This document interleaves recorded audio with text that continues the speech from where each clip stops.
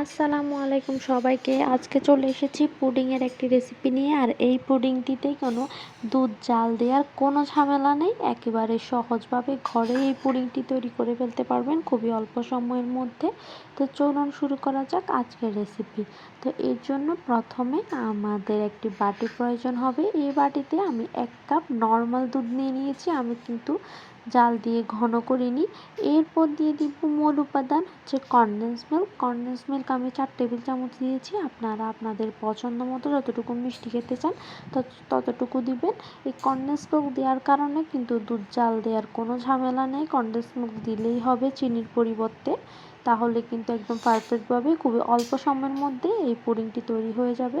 তো condense milk দেওয়ার পর আমি কিছুক্ষণ ভালো করে মিশিয়ে নিয়েছি। এরপর একটি বাটিতে আমি 3টি ডিম ভেঙে নিব।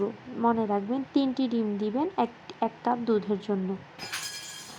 তো 3টি ডিম নেওয়ার পর আমি এবার এগুলোকে একটি বাটিতে নিয়ে দুধের যে বাটিটা আছে সেটাতে ঢেলে দিব। আমি 3টি ডিম আলাদা নেওয়ার কারণ হচ্ছে আপনারা কিন্তু একটা একটা করে নেবেন, না হলে কিন্তু হয়তো দেখা যায় 3টি ডিমের মধ্যে একটা ডিম যদি নষ্ট হয় তাহলে কিন্তু বাকি সব উপকরণ নষ্ট হয়ে যাবে। এই জন্য আমি আলাদা আলাদা নিই সবগুলো উপাদান।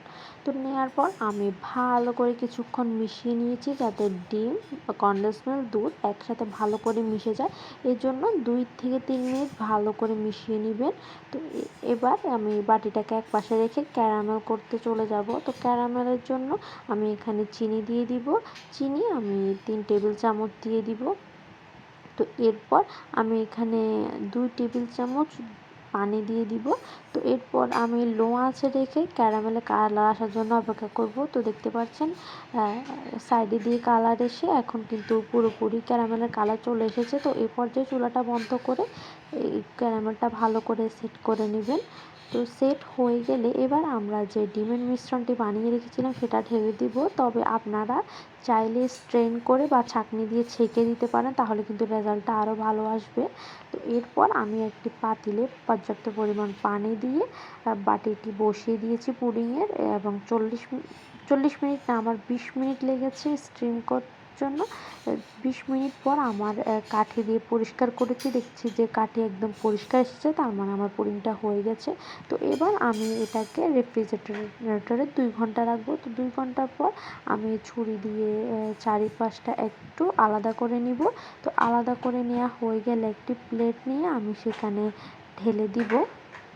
আপনারা গরম গরম এটা মোল্ড আউট করতে যাবেন না, তাহলে কিন্তু পুডিংটা ফেটে যায়। এইটাই হচ্ছে কারণ অনেকের পুডিং ফেটে যাওয়ার। তো এটা সবসময় খেয়াল রাখবেন। তো আমার মোল্ড আউট করা হয়ে গেছে। এবার আমি আপনাদের কেটে দেখাচ্ছি যে এটা কতটা সফট বা কতটা সুন্দর হয়েছে। আজকের এই রেসিপিটি কিন্তু আপনারা ঝটপটভাবে তৈরি করতে পারেন। আমি যখন থেকে এই রেসিপিটি শিখেছি তখন থেকে এভাবেই পুডিং বানাই। দুধ জাল করার কোনো ঝামেলা নেই। শুধু দুধের মধ্যে কনডেন্স মিল্ক আর ডিমটা মিশিয়ে আমি ঝটপট এই পুডিংটা তৈরি করে ফেলি। তো আজকে এই পর্যন্ত। আল্লাহ হাফেজ।